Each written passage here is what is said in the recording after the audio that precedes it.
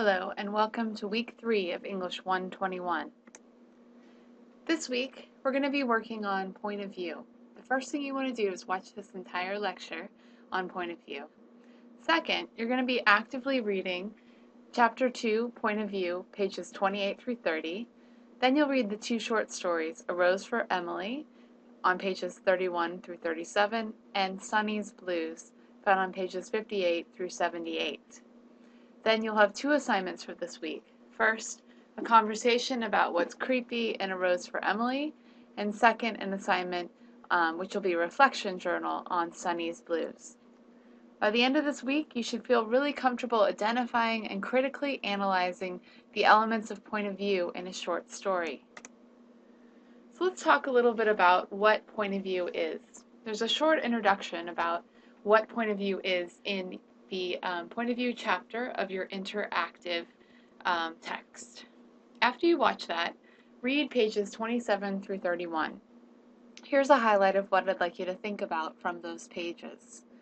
First thing is, a narrator is the person who's telling the story. Or a more concise definition of that is, it's a recording consciousness that an author creates who may or may not be a participant in the story. Now, point of view is the role that that narrator plays in the events of a story and any limits placed on his or her knowledge of those events. There's 2 different types of narrators. There's a participant narrator and there's a non-participant narrator. A participant narrator is either a major or a minor character in the story, and it can be someone who's a first-person narrator. That means they use the word I. A non-participant narrator writes in the third person, and that narrator can be omnipotent, meaning godlike. They can look in, like I like to think of it as someone who can look in over into the minds of everyone below them and see what they're thinking. Or they can have limited omniscience. That means they can see inside some of the characters' heads. Or they can be completely objective, and that's where they can't actually see inside their brains at all. Other types of point of view, which are really important, are second person, and that's when you tell a story from the you perspective. You went into a bar, you sat down, you ordered a drink. Or the very important unreliable narrator.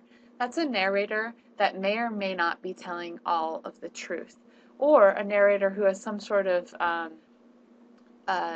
difference about them. Maybe they're crazy. Maybe their perspective on the story is completely biased. They're completely unreliable in some way. 2 other things I want you to think about in regards to point of view are stream of consciousness and interior monologue. Stream of consciousness is a way of recording thoughts as they pass through the mind. Virginia Woolf once said that life is a luminous halo that surrounds us. And the idea that as we're thinking, our thoughts are continuous and they go in and out of our mind. Trying to capture that is a really artful form of writing, and it's something that became quite popular during the modernist era in the early 20th century. Another really important form of stream of point of view is interior monologue. It's an extended presentation of a character's thoughts, not in the random flow of stream of consciousness, but in a structured arrangement. One of the most famous interior monologues that's been done in drama is Hamlet's to be or not to be speech.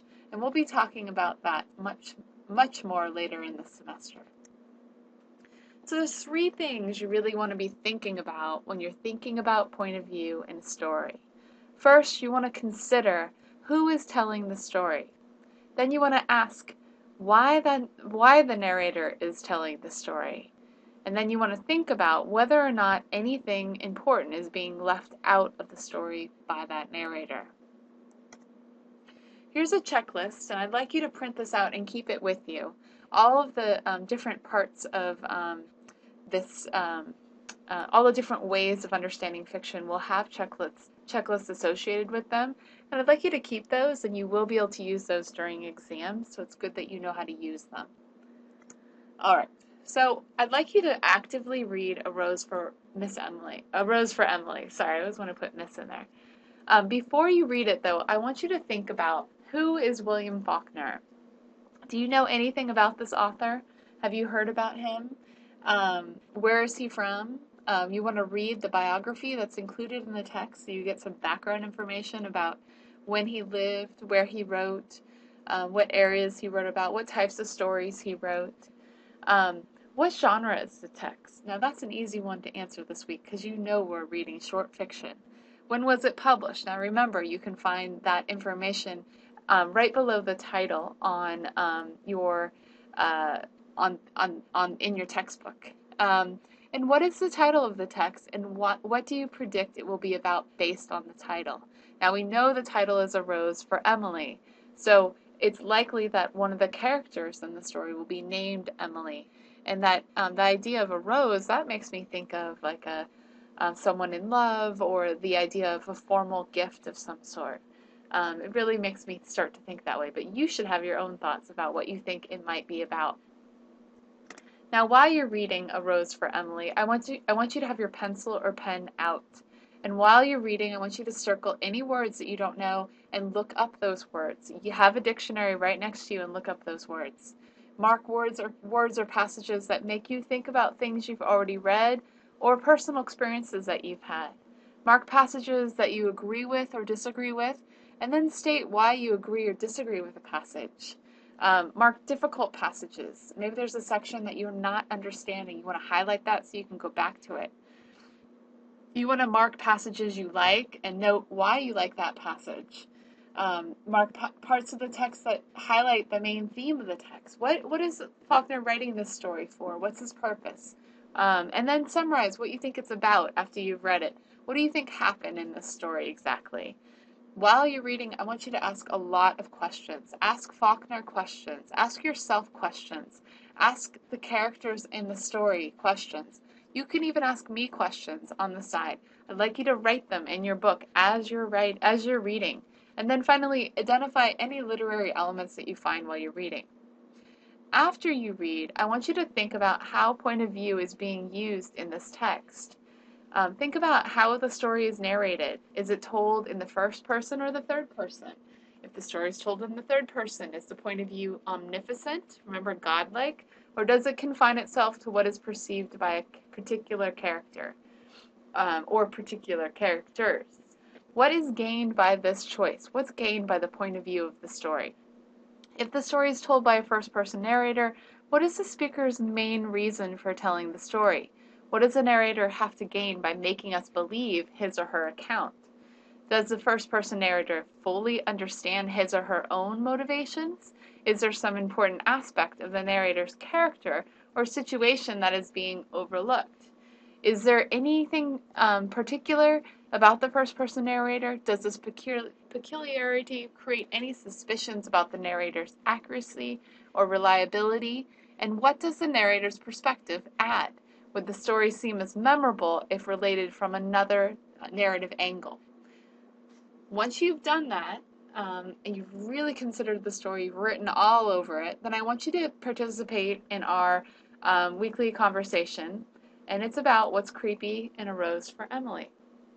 So I want you to think about who's telling the story in A Rose for Emily.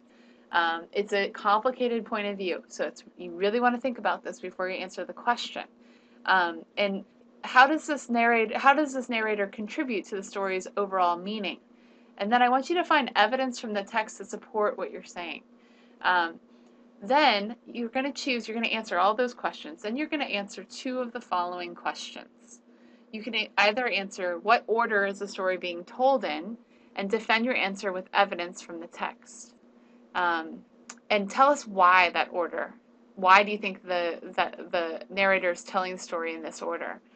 Write a short statement from the point of view of Homer Barron or from Emily. How would the story be different if he or she were telling the story? Or this story is a classic Gothic story. Look up the term Gothic fiction in the back of our textbook and find examples from A Rose for Emily to support that this is Gothic. Or you can watch the clip from Psycho that I have a URL for here. Make connection between the creepiness Faulkner creates in his story and the creepiness Alfred Hitchcock creates in his movie Psycho. All right, especially in this scene. All right, next we're going to be thinking about Sonny's Blues. Now this is a long story, you guys, but it is well worth the read. It's one of my favorite short stories of all times.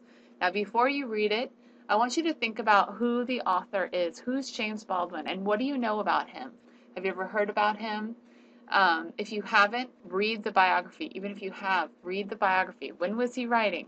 What was he writing about? What did he write? And then I want you to think about, is this, what genre is this text? We know it's short fiction. It's really important to know when it was published and try to find out where it was published. Think about the title of the text, Sonny's Blues. What do you think that's going to be about? And what's interesting about that title? What do you predict the story is going to be about? Then while you read, I'd like you to do the same thing you did for A Rose for Emily. Go through your active reading checklist listed below and really, really write all over your text. I especially want you to underline passages that you like, that are beautiful or that really stand out to you, or ones that are really, really difficult that you don't understand. Then after you read the story, I'd like you to watch the animated lesson on Sonny's Blues in our interactive textbook. Then, after you do so, I'd like you to consider the reflection questions that follow. Answer these questions in your reflection journal using evidence from the text to support your answers. From whose point of view is Sonny's Blues told? How do the narrator's values and experiences affect his view of the story? What is the older brother's profession? Does it suggest anything about his personality? How would this story change if it were told by Sonny? What event prompts the narrator to write to his brother? What does the narrator's mother ask him to do for Sonny? Does the older brother keep his promise? The major characters in this story are called Mama, Daddy, and Sonny. The older brother is never named or even nicknamed. How do these names affect our sense of the story? Finally, reread the last 4 paragraphs and explain the significance of the statement, "Now these are Sonny's blues." How has Sonny made this music his own? Alright guys, that's it for this week. I really hope you enjoy these 2 short stories. They're 2 of my favorites. Next week we're moving on to character in fiction. You're also going to be, along with doing all this work next week, you're also going to be signing up for conferences. We will be having face-to-face conferences soon so we can meet and so that I can see how you're doing with active reading. I want to see notes all over your writing, okay? You're also going to be signing up for something called close reading groups that I'm going to talk more about next week. All right, that's it, guys. I look forward to seeing you online.